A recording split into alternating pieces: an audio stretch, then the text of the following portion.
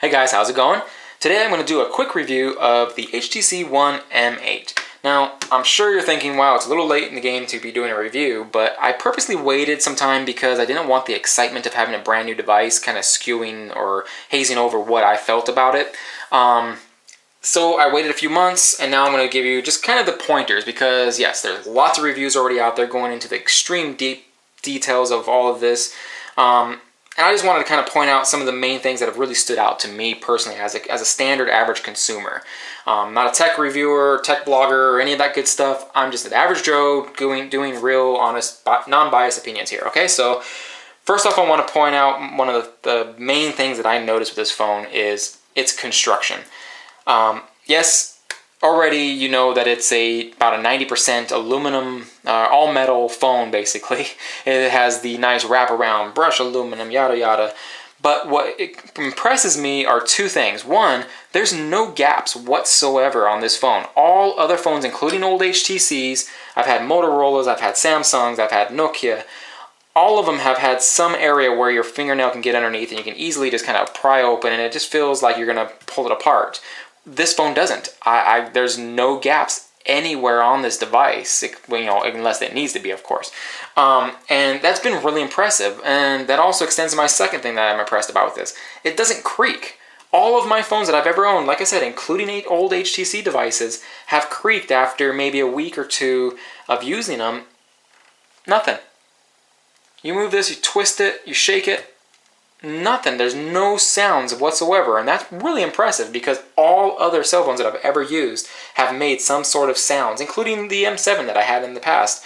The volume rocker would actually rattle when you would shake it. This one doesn't, and that right away, without even using the phone, as the device, with software interactions, is already impressive. It really does prove that it's a nice quality built device, and that's already making me happy. So other things I like about it, the gesture features, those are really fun to use. So you can double tap off and on. You can also swipe up or to the sides and so on. Close that out. So when it's off, you can swipe to the right and that brings up your blink feed, or you can swipe to the left and that brings up your home screen where your apps and stuff would reside.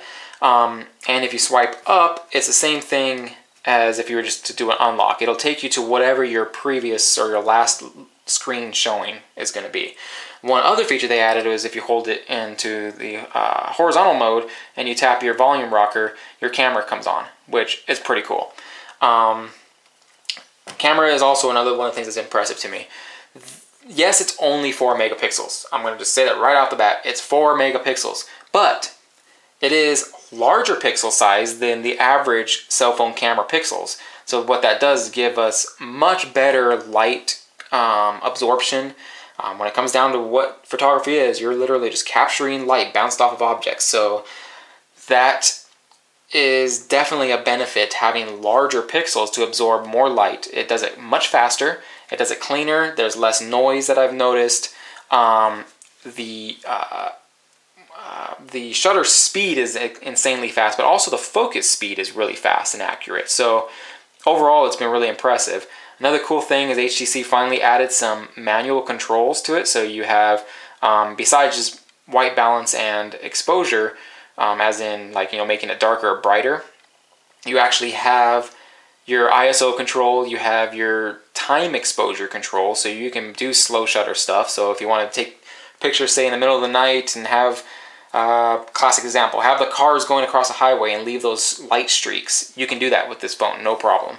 You also have the manual focus mode, which is really useful when trying to get pictures of something up close more, because typically you hit that picture and it wants to do, say you have like a little flower over here in the corner and everything else is far away.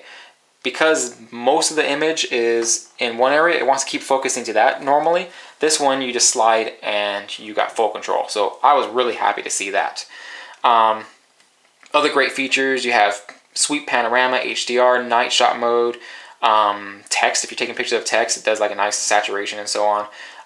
This one is backlit mode, which is really nice because if you have, like it shows in the picture, if you have sun or something bright behind your subject and you say you want to take a picture of someone, their face is still going to be nicely exposed. Kind of like an HDR mode, but with more emphasis on the dark shadows of something backlit. So really nice features to play around with. Also has in the camera settings a new Pan 360 mode. This is, if you're not familiar, kind of like Street View. Google has the Street Views, and you're able to make like a whole globe photo so you can actually move it around later and see as though you're standing in that position. That's what this is. And HTC has a wonderful interface, I think. What they do is they give you this little square, and let me get it lined up.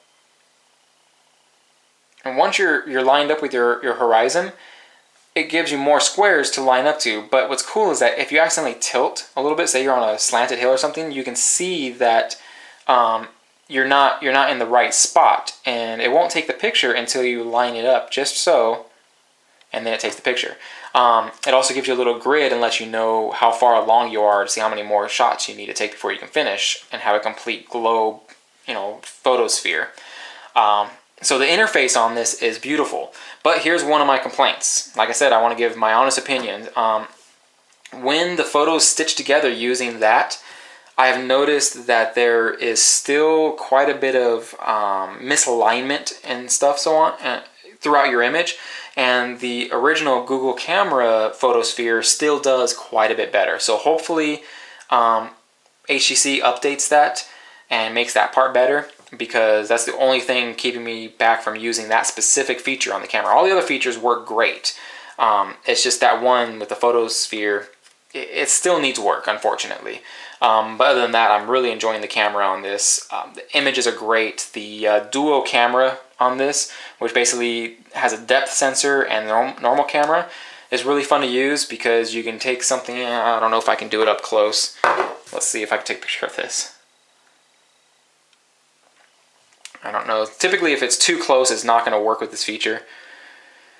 You go in the edit, and yes, it does. So it gives you the option of being able to change the focus on it. So I'm not sure if this camera is going to pick up what's going on, but if you see, all the area around here is out of focus, but the glass is in focus, and then say I want that in focus, and now see, that's in focus, but all this goes out of focus, and then you can adjust, which is a new feature that they've just recently added.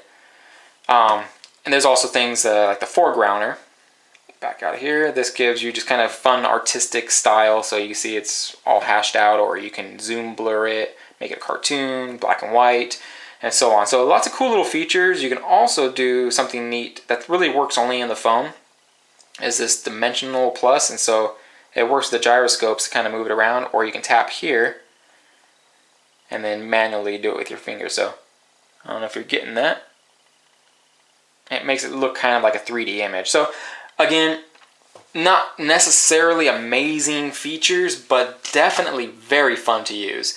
There's also stickers that you can add, and then cut and paste. Cut and paste is really nice because you can have a shot of somebody else and add them in another photo, and it'll, using the U focus and all of that type of stuff, it actually is able to easily crop out the person from the background and then put them into a new photo without a lot of special software, all in the built-in software. So that's been really fun. Other than that, it's got the same stuff, filters, tools. You can do straightening, flipping around, cropping, and all that fun stuff. If you want to flip your image over, things like that. So if you take a picture in a mirror, for instance, you flip it, and now it's the normal way. So all that type of cool stuff. So the camera has been really nicely updated. The only thing they need to work on is that stitching together for the photosphere Pan 360 mode. And that brings me to another point. The updates is not something that you're going to need to wait for an over-the-air update. What HTC has done now is set their apps in the Play Store that can receive updates. So the camera, the Sense UI, and various other things like Blink Feed, the Sense TV, which gives you the remote control feature.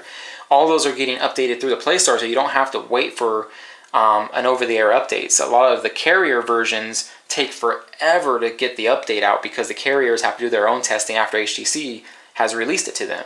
And so sometimes you can take several months before you get an update. Well, all HTC does is update like the camera app, and now you have the newest version without having to wait for the carrier to think, okay, fine, you can have it now. So that's been a really, really amazing thing. Overall, updates for these phones have been pretty quick, and I've been impressed about that also. So Other than that, you have user interface. It's expected to be as snappy as it can be because it's got a great processor in it. It's got 2 gigs of RAM, decent storage, and so on. So, it's expected for it to run good, and it does. I haven't been able to crash it with any apps that I've given it. Everything runs great. It's got Fitbit installed, and it has actual pedometer sensor built in. It's got a low power usage sensor group, so it has a pedometer as you walk. It'll count your steps, which is kind of fun. In the weather app, it has a barometer, which really not useful for the average user, but it does help with maps and things like that, so get your altitude better. But it also helps with the weather and knowing what's going on. I don't know. I like it. It's not needed, but it's fun to have extra sensors like that. And it doesn't really put much tax onto the battery, so that's another thing I've really liked about this. I'm averaging about 13 to 15 hours of battery life with heavy usage. I watch lots of YouTube, play games. I'm constantly on it with emails and Twitter and Facebook and G Plus and all that different stuff. So I use this phone way too many hours in a day, and it still holds out pretty well. So that's been another really benefit. So I don't really care that it doesn't have a removable battery, but that's fine. Does have removable storage. You can add up to 128 gigs. I like that, and I don't at the same time. New Android software doesn't really work as well as it used to when it comes to external storage. I rather HTC now just put more storage inside and not worry about it. If I get a phone with 64 gigs internal, I will never care that I don't have an SD card. That's plenty of room for me, but it is what it is. People wanted the SD cards back. HTC listened, put it there. For me, I rather it not be there and just have more internal storage. So that's one of the things I don't really care about, but a lot of people like it. It's okay. So yeah, other than that, I want to say, get the phone. If you haven't already checked it out, go to your local store, feel it. The premium quality really sold me over immediately. The camera feature, play with it in the store if you're still trying to think about if you want it or not. I'm sure you'll be impressed with how fast it focuses and how good it looks. The screen looks good, the touch feels good. Overall, after using it for several months, I'm still going with it. This is a great device. This is what a premium device is all about. This really is what other companies need to take as an example of how to build a premium device. And that's my sole opinion. Like I said, I've owned plenty of others, and including comparing to old HTC devices, HTC has really gone above and beyond with this one. They really changed things around. Like I guess their campaigns have said, it's time for change, and they definitely did it right with this one. Really looking forward to seeing what's coming out next for them. Hopefully it's even better. I don't know how it can get better. Maybe a more megapixel camera would be great. Other than that, the phone is perfect as it is. So I recommend it. If you have any questions, comments, leave them down below. I'll try to get to them as quick as possible. Give me a thumbs up while you're down there if you like what I'm doing. Don't forget to hit that subscribe button. And until next time, thanks for watching.